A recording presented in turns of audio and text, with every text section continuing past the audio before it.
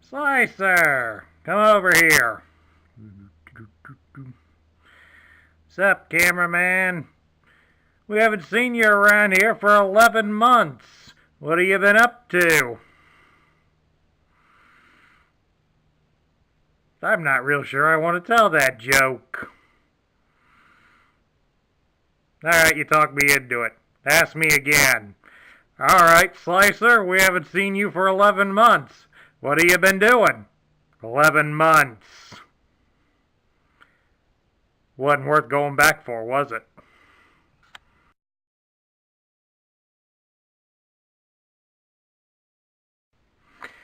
Hello everybody, Sparkster1701 here. It's time for another Import Generation 1 Transformers toy review. And this week we're going to take a look, as we stated earlier, at another import. This one from Europe. This is the Generation 1 Decepticon Massive Assault Specialist Slicer. And his exosuit / four-wheel drive assault vehicle. Now, this toy was released in certain areas of Europe in 1991, so this would have been after the toys were discontinued in the American territories. These should be down, folks. Don't want to get him too excited yet. As you may recall, especially from that poor joke there, Slicer did make a guest appearance on our show. He was seen in the Gut Cruncher video. So now it's time for you to meet him and see what he came with. Now, as we bring Slicer up close, you can see he is an Action Master, obviously. The biggest thing that should stand out on him is the fact that he is a repaint of an Action Master. He is a repaint of Wheeljack. Something that was quite frequent with these guys at the later part of the run. I know Circuit was a repaint of Axer, and Thundercracker, naturally, was a repaint of Starscream. And as an Action Master, Slicer here has the typical action features and posability of them.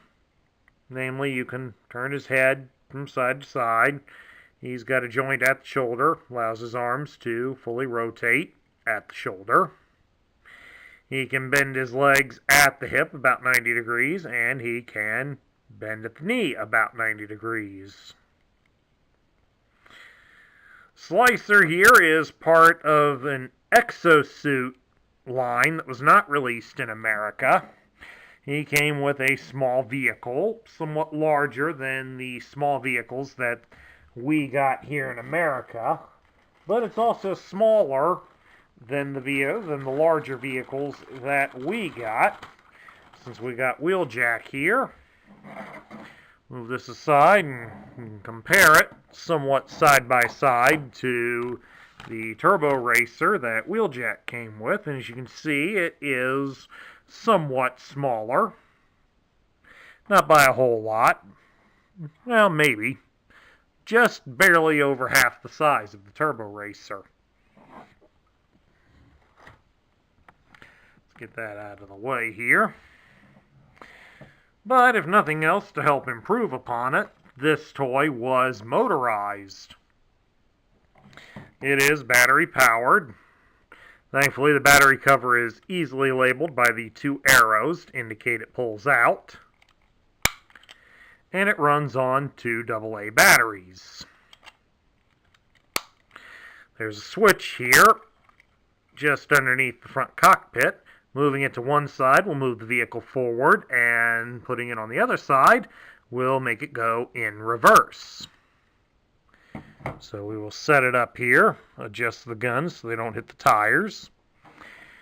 Put Slicer in there, all we got to do is raise the control bars a little bit.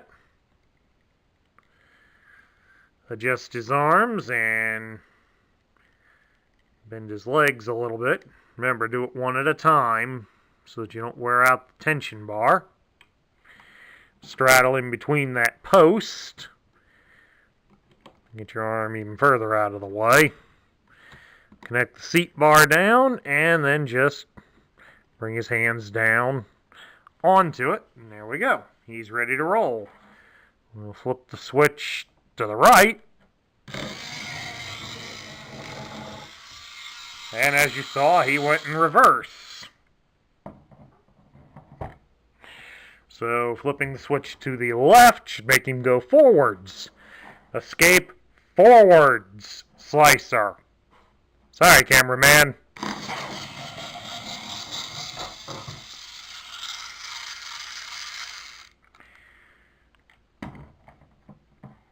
This is one of those days, folks, where you wish you were working on a longer table. Alright, now the fun part's over of seeing him try to take a couple of dives off my table. Let's get a look at transforming him into his exosuit. First thing, of course, we got to do is raise the bar and get him out of the way. Of course, he's going to be standing when he goes in, so we might as well get him ready to go in. And then just put him aside out of the way for a moment here. And then next, to get him ready, we raise this unit up. The back end of his seat pops up. Just open it up all the way like that. Rotate his guns out to the sides. And then point them straight forward. The blades here on the front wheels separate. You can keep them kind of a varying angle here. You kind of want them angleized. Or at least at an angle so that they can be seen and be somewhat useful. Easier said than done. They don't seem to hold in their place very easily. There we go. Got it out. And then now we stick Slicer in once again, straddling the bar.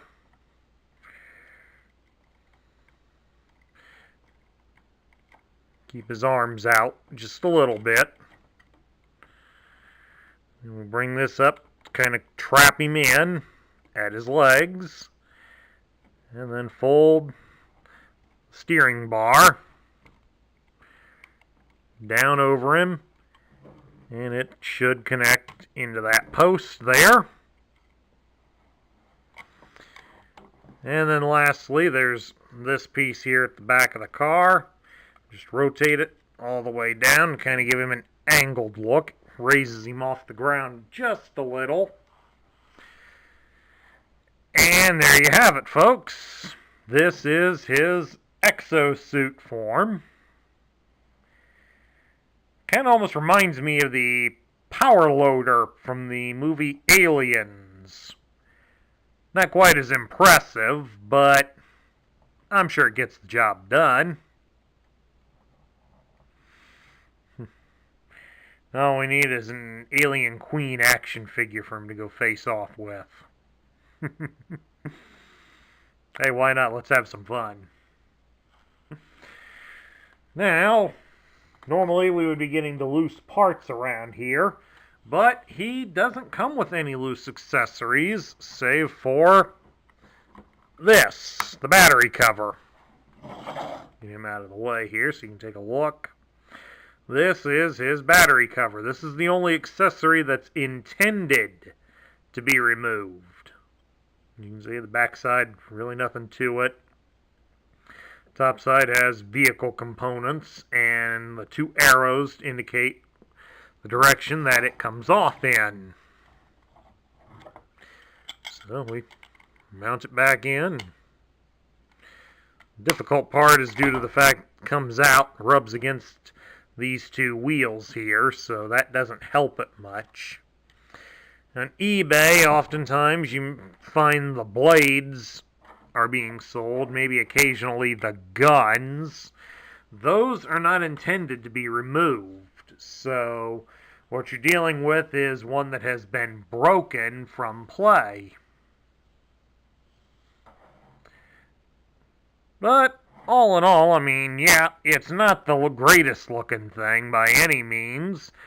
Many of the Action Master toys weren't. But let's give it some credit.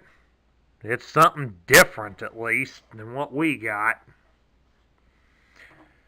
Moving right along here, we'll now take a look at his instructions. As you can see, there really wasn't much frills on them. As you can see, this proves he was released in a few other territories, due to him having 4 languages here. That basically just shows him in the vehicle. Battery instructions. Right beneath them is further battery instructions, this time in the 4 languages. Over here, just what it includes.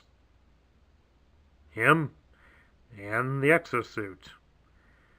And down here you get sticker placement, which is another bonus that we have here. We have unused sticker sheet for what it's worth. We have a Decepticon insignia and a bunch of stickers that go around. Each of these goes, as you can see, on the edge of the tires. And the symbol is apparently supposed to go on the handlebars. And then, of course, right here you have how to adjust the bar in front and which direction the vehicle will drive in. And then next we go to the back side. Show how to fit him into the vehicle. Nothing to it. And then how to put Slicer up into the exosuit. And we get him to where he is today, as basically a footnote in Transformer history. Yeah, I can say that all I want. You're standing there. Put up with it. Now, to go along with him, this is a contribution by my brother, actually. He's the one that bought this toy. He also managed to obtain the box. So you can get a look at how he was packaged.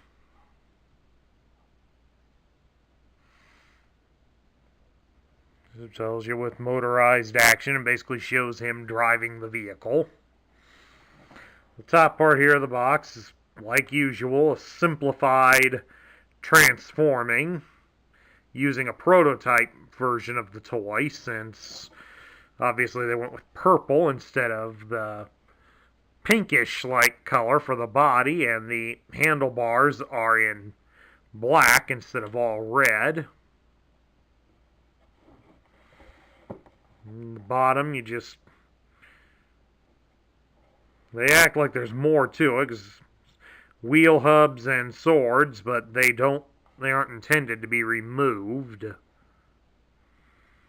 And of course, the typical tagline that we always saw with our toys: batteries not included. And down here it has the robot points. He was worth 2.5 points. And the sides basically just show the toy in vehicle and exosuit mode. And of course, the real kicker: colors may vary slightly from photograph. Seriously? The other side, more or less the same thing. But also giving for some of the other countries that it was released through Milton Bradley, not Hasbro. On the back, we have the power plans. The typical thing that the Action Masters had. Not quite as dumb or dorky as what the American ones were, but They're not perfect by any stretch. And then, of course, we got this rare treat right here. Stop moving on me, camera. The 1991 mural. And up here it has a slightly altered story for the Action Masters to incorporate the new toys. With energon fuel depleted, Optimus Prime ventured out in space in search of a new power source. In the deepest black hole, he discovered it, Nucleon, a potent, inexhaustible source of energy. Returning to the Autobots, he dispensed the Nucleon, and within seconds, they all felt an intense power surge through their bodies, making them stronger, faster, more alive than ever before.